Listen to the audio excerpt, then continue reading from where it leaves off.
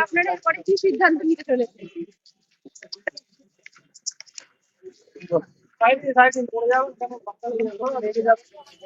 যাবো। ইতিমধ্যে আপনারা আপনাদের তরফ থেকে একটি কমপ্লেন করা হয়েছে। মূলত কি কমপ্লেন করা হয়েছে, কি কি মামলা রুজু করা হয়েছে, ঘটনাটি কি ঘটেছে? এটি নিজে ঘটনা ঘটেছে 2 তারিখ এবং 2 তারিখ এবং 3 তারিখের মাঝামাঝি।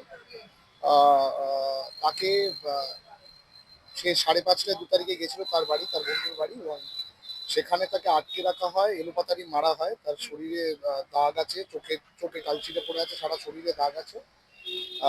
এবং সেই ওকে সেদিন বেরোতে দেওয়া হয়নি, ওর ফোন নিয়ে নেওয়া হয়েছিল, এবং ছেলেটি এবং ছেলেটির বাবা মা কেউই ওকে বেরোতে দেয়নি। উল্টে বেরোবার যখন এমনকি ওর যাতে গায়ে দাগ ফাগ না দেখা যায়, তারা নাকি মেকআপও অর্ডার করছে, ওরই ফোন থেকে বোধহয় অর্ডার করেছিল, আমি শিওর নই।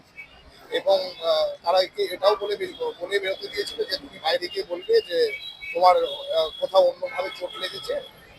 এইভাবে সে কিছু করে বেরিয়ে আসতে পেরেছে। বেরিয়ে আসতে পেরে তার মেয়েটির বাবা বোধহয় বাইরে গেছে, বাড়ির সেরকম গুরুজন কেউ নেই।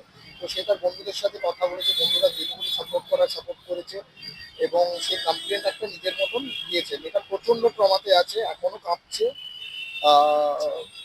তো এখন থানায় এফআইআর কপি নিতে এসেছিল।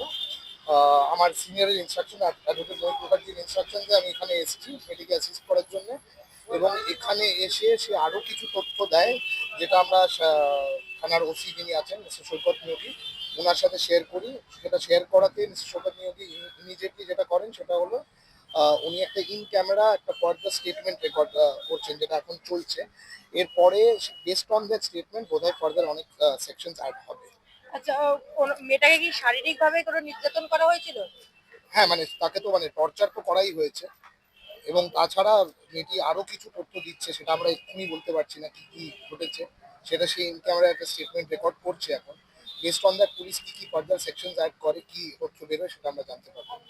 আমার নাম অভিষেক দেবিশ্বাস, আমি অ্যাডভোকেট মহিত মুখার্জির চেম্বারে।